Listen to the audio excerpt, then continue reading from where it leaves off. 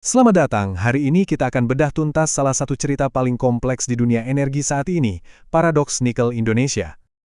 Nah, pertanyaan inilah yang jadi inti dari sebuah rencana super ambisius yang dijalankan Indonesia untuk mendominasi masa depan energi. Oke, kita mulai dari sini ya.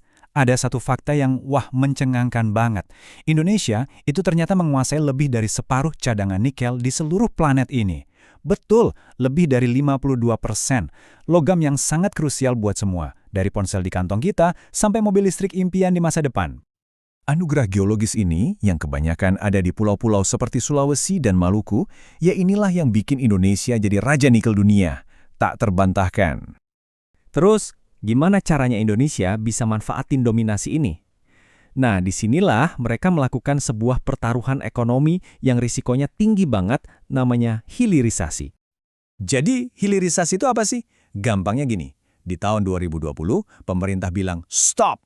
Semua ekspor biji nikel mentah dilarang total. Langkah ini intinya maksa perusahaan-perusahaan global buat bangun pabrik pengolahan atau smelter di sini, di Indonesia. Dan hasilnya, gila, benar-benar meledak. Cuma dalam beberapa tahun, wajah ekonomi negara ini berubah total. Nih, lihat angkanya biar lebih kebayang, nilai ekspor nikelnya meroket sampai 745%. Bayangin, dalam 5 tahun doang. Komoditas yang tadinya mentah, sekarang jadi sumber kekayaan negara yang luar biasa besar. Tapi, yaitu, keajaiban ekonomi ini kayak koin dua sisi. Di baliknya, ada paradoks besar yang jadi inti dari transisi energi hijau. Nggak butuh waktu lama, industri ini langsung dapat cap nikel kotor. Dan reputasi buruk ini, jujur aja, bisa jadi ancaman serius buat masa depannya. Jadi apa sih ongkos tersembunyinya? Gede banget. Pertama, sebagian besar smelternya itu pakai listrik dari PLTU batubara yang sengaja dibangun buat itu. Akibatnya, emisinya meroket gila-gilaan. Belum lagi deforestasi besar-besaran buat nambang, polusi air yang merusak laut dan mata pencaharian nelayan, dan seringkali, memicu konflik sosial dengan warga setempat. Jadi, Indonesia ini seolah-olah harus jalan di dua jalur industri yang beda. Dan dua-duanya punya masalah lingkungan sendiri. Jalur pertama, buat bikin baja tahan karat, emisinya karbonnya tinggi banget. Jalur kedua, buat baterai mobil listrik, limbahnya beracun. Pilihan yang sulit. Oke, tapi ledakan industri nikel ini kan nggak berdiri sendiri ya. Strategi Indonesia ini sekarang justru lagi menghadapi ancaman-ancaman serius dari luar negeri. Masalah gede yang pertama datangnya dari jalur hukum, langsung dari Organisasi Perdagangan Dunia alias WTO. Jadi ceritanya Uni Eropa nggak terima sama larangan ekspor itu. Mereka gugat Indonesia dan menang di putusan awal. Indonesia sih banding, tapi proses bandingnya lagi mandek. Jadinya semuanya ada di posisi limbo hukum, nggak jelas. Dan ketidakpastian ini ngegantung di atas investasi yang nilainya miliaran dolar. Ancaman kedua ini dari sisi teknologi, dan ini bisa jadi game changer, yaitu kebangkitan baterai LFP.